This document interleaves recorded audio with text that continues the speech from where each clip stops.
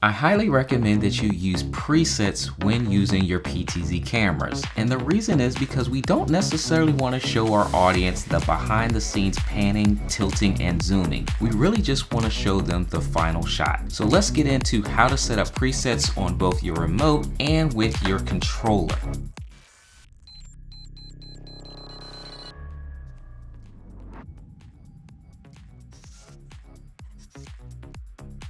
Now for this setup, I am using some behind the scenes cameras to actually show you the whole dynamic of what's going on, but I really want you to just pay attention to camera 1 and camera 6 that are plugged into our A10 mini controller. These PTZ optics cameras that we're using are plugged into there along with the other cameras to record this video. Now in order to set up a preset, we want to make sure that we first identify the first shot for our camera. And for camera 1, which is going to be our PTZ optics PTZ camera, I want to use this to look at my main camera that I'm focusing on for this shot. And for our second preset, I wanted to look at my camera that's in the distance, and that'll be preset number 2. So let's set up preset number 1. First, we need to make sure that we're using the controller and have it programmed for the right camera. Let's select camera 3. Okay, so by default, I have this already set up on number 3 on the remote. Now, in order to set our preset, we're going to select and make sure that we're zoomed in on the right subject. So I'm going to zoom out,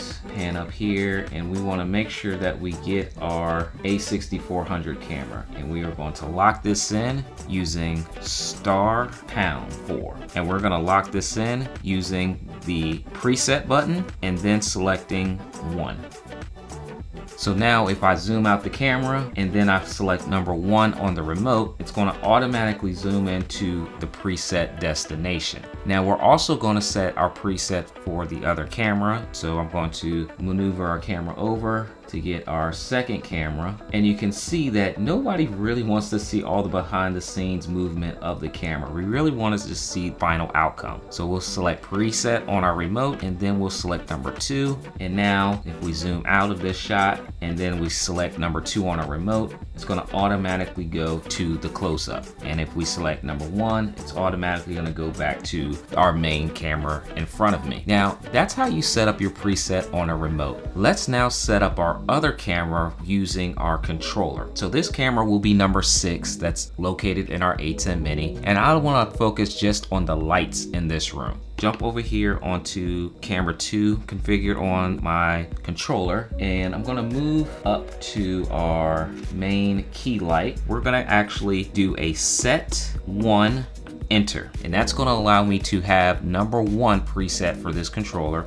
Then I'm also going to zoom out and over to our smaller light and now zoom back in, and this will be preset number 2. So we're going to do a set 2 enter, and we'll go back out wide shot and take a look at the big monitor and some of the other equipment that we have going on there. So now we have our presets. We have 2 set up for our PTZ optics camera and 2 set up for our BZB gear over the head behind the scenes camera. Now when you're switching between camera angles, you really do want to make sure that it's a clean switch. In some cases, we refer to it as a cut transition. Now, in order to do this, we already set up for our camera 1 that we were looking at right now. But let's say I wanted to call out and make a reference to my behind the scenes camera that I'm using for my wide shot. Well, I don't necessarily want to show you the whole movement. I just really want to hit number 2 on my remote here, make sure that our camera automatically goes, and then when I switch over to our live shot now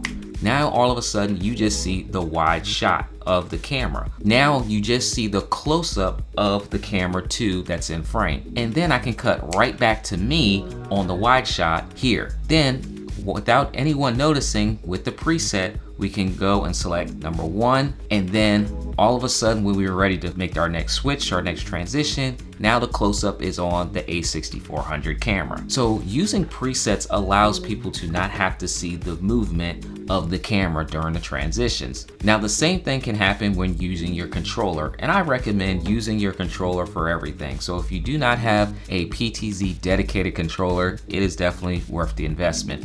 I have quite a few controllers. We have the Huddle Cam controller, the Hilti controller, and my favorite, which is the PTZ Optic Super Joy controller. So now I want to, as I'm talking, call out the camera that's pointed to my big softbox. So we're gonna do a call. We're gonna call our preset number 1, hit enter, and now our camera will automatically go to our first preset, which is the big softbox. Then I can cut back to another scene. We could come right back to me talking to you on the camera. And as I'm talking, I can also now call number 2 preset, which is my small light that it's pointed at, and my camera will move to the small light destination preset 2, and then when I cut, you guys are now see the small light over the top of the monitor. So using presets is a great way to move your cameras around without always having to use the joystick, especially if you have an area that you know will always be in the shot. Now if you have moving subjects, then you'll definitely want to use your pan, tilt, and zoom on your remote or on the controller itself, but using presets just makes life a lot easier. If this video has been helpful to you, make sure you check out the other videos here on the channel as we talk more about how to use PTZ cameras.